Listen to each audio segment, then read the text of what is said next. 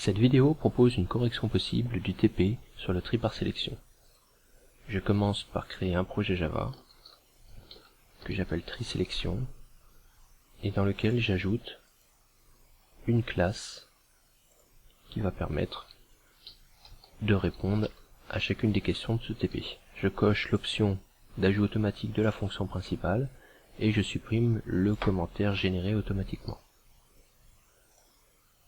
L'énoncé de ce TP me demande de récupérer le code source vu dans le cours. Dans ce code source, ici, nous avons la création d'un tableau de valeurs à trier de type double. La longueur de ce tableau est récupérée et stockée dans une variable de type entier et un message est affiché dans la console pour indiquer le nombre d'éléments. Les dernières instructions permettent de rechercher la valeur minimale de ce tableau. Le principe est le suivant. On suppose que cette valeur minimale de type double est initialement le premier élément du tableau, puis à l'aide d'une boucle, je parcours le reste du tableau, depuis 1 jusqu'à la fin du tableau, pour voir s'il n'existe pas un élément tab de i qui soit plus petit que cette valeur minimale. Le cas échéant, ce tab de i devient la nouvelle valeur minimale. La première question du TP me demande d'afficher cette valeur minimale. Pour ça, je vais utiliser la fonction println et, à l'aide d'un peu de texte, écrire que la valeur minimale est le contenu de la variable valmin. Si j'exécute ce programme, je vois d'abord que le tableau contient 7 éléments et que la valeur minimale de ce tableau est moins 32,1. C'est en effet cet élément. La deuxième question me demande de trouver le rang du minimum. Donc, quel est le rang de moins 32,1 dans le tableau? Pour ça, je vais réutiliser des instructions semblables à la recherche du minimum, mais cette fois-ci ne pas conserver le minimum en question, mais uniquement la position du minimum dans le tableau. Je vais appeler une nouvelle variable imin ici qui va contenir initialement l'indice du premier élément du tableau, puis à l'aide d'une boucle de parcours du tableau, mettre à jour cette variable imin dans le cas où je retrouve un élément de tableau plus petit que tab de imin. Et dans ce cas, imin conserve la valeur de i. J'affiche ensuite la valeur trouvée pour imin. Si j'exécute ce programme, je vois que la valeur minimale se trouve au rang 4. Effectivement, dans le tableau, j'ai l'élément 0, 1, 2, 3 et 4 qui correspond à moins 32,1. La troisième question consiste à afficher le contenu du tableau. Pour ça, j'ai besoin d'une boucle qui va permettre de parcourir tous les éléments du tableau, depuis l'indice 0 jusqu'au dernier élément, qui est donné ici par la variable longueur. J'incrémente i à chaque tour de boucle, et j'utilise la fonction systemoutPrint. Je ne vais pas utiliser println, je vais utiliser print de manière à écrire les valeurs de chaque élément successivement, et pour un peu plus de clarté, je vais devant chaque élément redonner son indice. Donc l'indice de l'élément i c'est i, suivi de 2 points, et la valeur de cet élément i, tab de i. Je prévois un espace pour l'élément suivant. En fin d'affichage du tableau, je passe à la ligne suivante à l'aide de la fonction println sans aucun argument.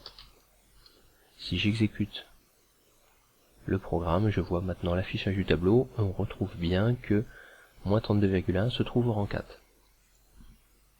La quatrième question nous demande de permuter le minimum trouvé avec le premier élément du tableau.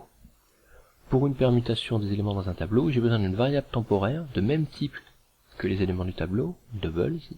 Je vais appeler tmp cette variable et mémoriser le contenu de la première case du tableau, le premier élément du tableau. Je peux ensuite mettre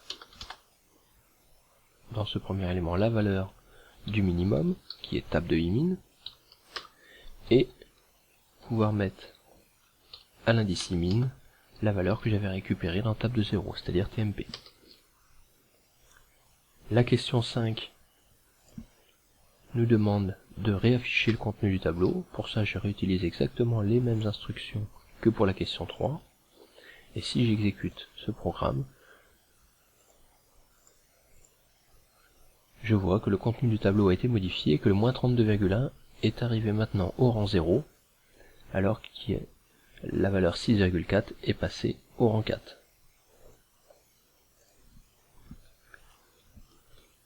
Je vais sauter une deuxième ligne ici, et passer à la question 6, qui est la mise en œuvre de l'algorithme de tri par sélection. Cet algorithme correspond à la mise bout à bout de toutes les opérations précédentes, c'est-à-dire que on commence par une recherche de minimum dans le tableau, puis on permute la valeur du minimum avec celle du premier élément, et on va terminer par l'affichage du contenu du tableau. Le principe de l'algorithme est de réaliser ça un certain nombre de fois afin de rechercher les minimums successifs dans le tableau. Pour cela, je vais utiliser une variable et une boucle de type for avec un indice que j'appelle j, qui va commencer au premier élément du tableau et aller jusqu'au bout du tableau.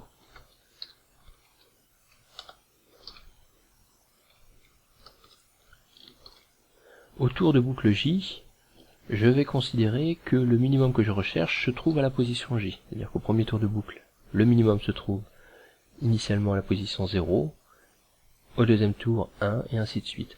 Et donc une fois que j'ai choisi la position initiale du minimum, je parcours le reste du tableau, donc je démarre le reste du tableau à l'indice j plus 1, et je vérifie s'il existe un tab de i qui soit plus petit que tab de i min.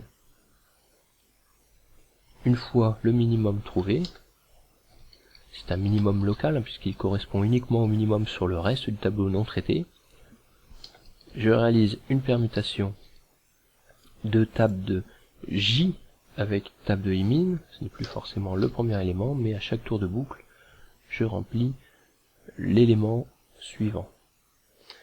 Et au final, j'affiche le tableau.